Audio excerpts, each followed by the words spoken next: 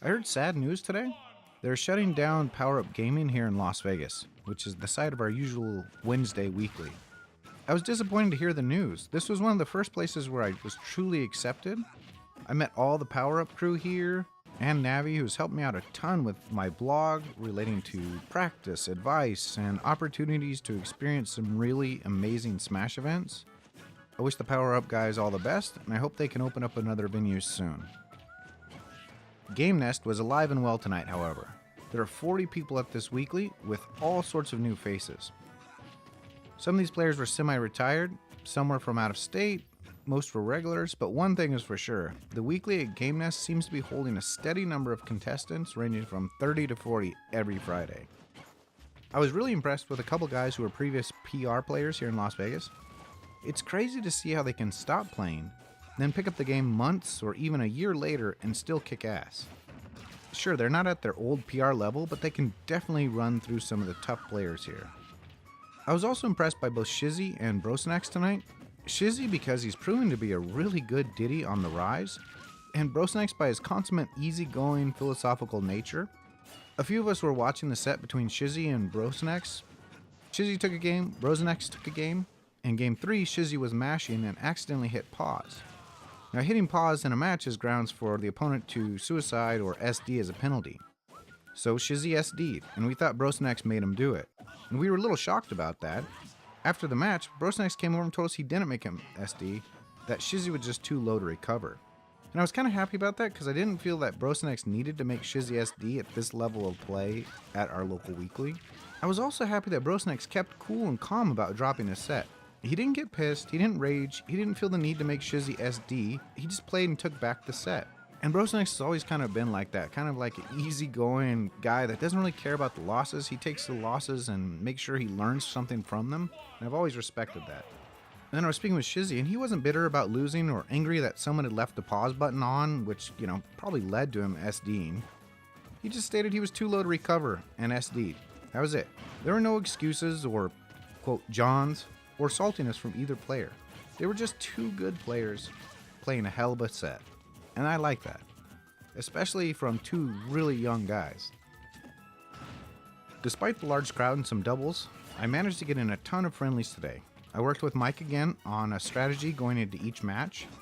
He suggested a simple rundown of 3 positive and 3 negative things of my opponent's characters. And that sounds like a really simple thing.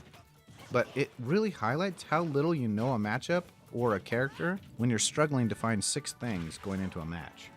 And then I was speaking with Crimson, and he said that he saw a video where I was speaking about a lack of confidence and analysis.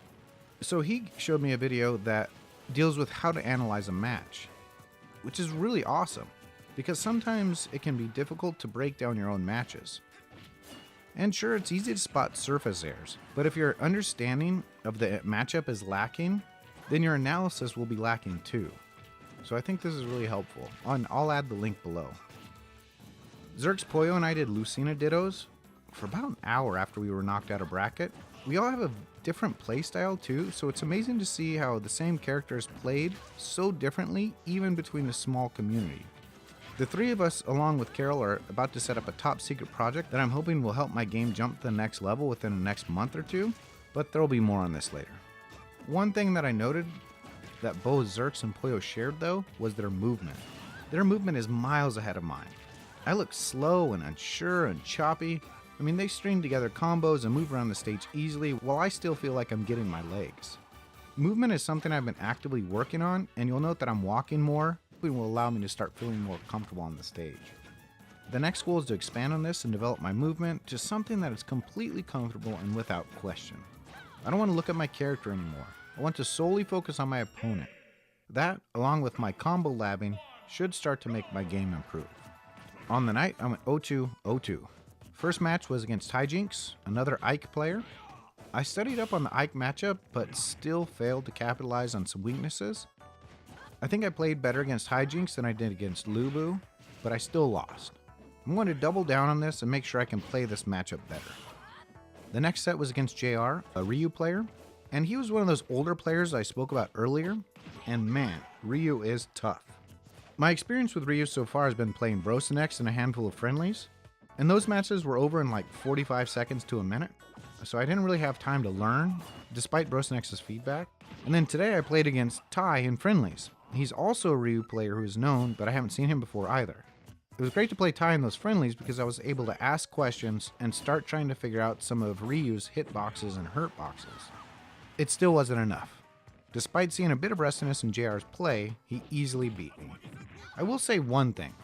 Despite all the losing, my confidence is continuing to rise. I feel like I'm seeing small improvements. My goal is to continue stringing together these small improvements until I see one big improvement. Well, thanks for watching. You can check out my progress in esports at beyondbetapodcast.com. Follow me on Twitter at SteveJShockey. Follow the podcast Twitter at Beyond Beta Podcast. And subscribe to my YouTube page called Beyond Beta Podcast. Have a good one.